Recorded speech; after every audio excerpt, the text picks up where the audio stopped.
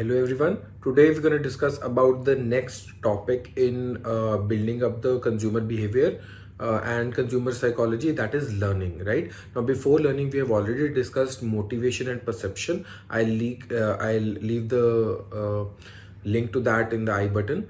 But today let's start with the next topic, that is learning. Now, what's learning? So whenever we act upon something, we basically learn, right? So learning is basically uh, something that induces the change in an individual's behavior depending upon the past experiences, right? So that is learning. Now we as humans learn from everything that's around us. It can have a direct interaction with us or indirect interactions, but most of our learnings are due to indirect interactions, right? Interactions that that not directly imply to us, right? So they are incidental in nature, right? So that's learning. Now many experts believe that learning usually arises due to interplay of certain elements that basically include the stimuli, drive, cues, responses, and reinforcement, right? So these 4 5 components, they interplay with each other, and that finally induces the process of learning in an individual. Now let's dig deep into few of these. Right now, what is drive? Drive is basically an individual's intention to act upon a certain stimuli, right? So certain people can have a very high drive to react to the stimulus. Certain people have don't have that much high of a drive, right? Depends upon the stimuli. What are the cues? Now cues are basically helpful attachments to the drive, which basically determine how, when, and where the person will react to that certain stimuli. So those the cues are basically the helping hands that help brands to build the stimuli for the consumers. Right now, for an example, let's say you are looking to buy a laptop in the market, and you finally end up buying an HP laptop, right? A HP laptop, and overall you're very happy with the experience. You have learned that, finally concluded with your learnings and experiences, that HP is very good in making laptops, right? That's your final learning, right? Now after 6 months, let's say you want to buy a printer also, right? Now, since your past learning suggested that in electronics, computer peripherals and electronics, HP is very good in making laptops, they might also be good in making printers also.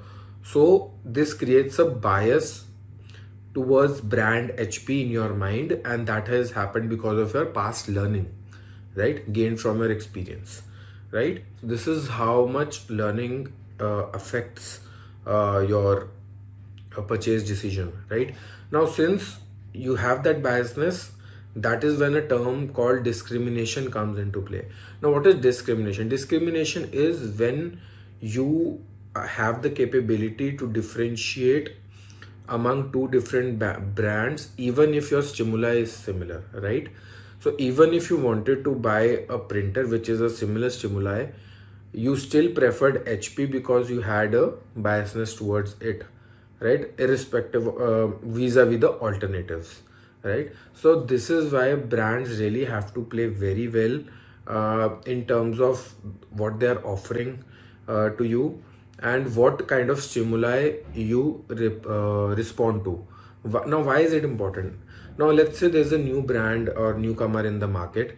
It's very easy for them to replicate what the existing competitors are doing in the market in terms of creating stimuli and drive among the consumers, right? So that will be an instant hit, or they can go with their own strategy of penetration and creating their own stimuli and drive in the minds of the consumers, right?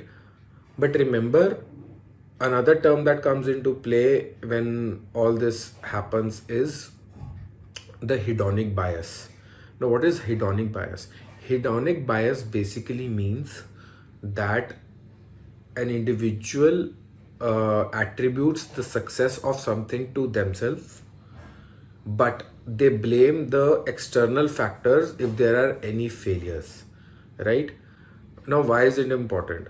Now an individual who buys the product, if that product is good, turns out to be a very good purchase for that particular person, the consumer will say it was a good choice on my end, right? I was the one who chose this product and it is my choice that led me to this good purchase.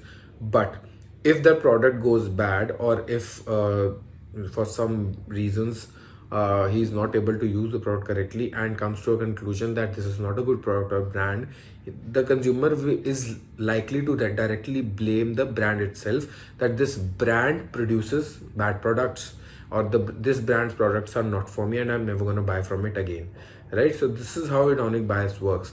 This is why it is very important for the companies to communicate about their brand very effectively, to have proper labelings and instruction manuals in the packaging, because they don't want that a customer has a bad experience even though product is good, and they don't want that the product goes bad just because the consumer is not able to understand the product properly or use it properly, right? So this is how learning becomes so much important part of consumer psychology, and how past learnings motivate and creates perceptions in terms of a particular brand or product in the consumer's mind. And this also leads to brand loyalty to a lot of extent, right? That is why many people have such high brand loyalties for, let like Coke versus Pepsi. So people are divided, right? So some are like, we only drink Coke, some are like, we only like Pepsi, right? Such high brand loyalty. Now in cars, giving you another example, Maruti Suzuki, right? Whenever you say Maruti Suzuki in India, the first thing that comes into mind is fuel economy. That's it. So no build quality, nothing. Fuel economy is one thing that comes into your mind when you talk about the brand Maruti, right? Talking about 5-star rating, Tata and Mahindra would come on your mind instantly. So these are the characteristics and these are the learnings that we have attained, and obviously this is how brand works. I hope you like this video, and yeah, please like, subscribe and share, and do check out our older videos related to consumer building, consumer behavior and consumer psychology, especially motivation, perception, all those. We also have the 5 major steps of purchasing. So all those videos, do check them out. Please take care, and yeah, bye.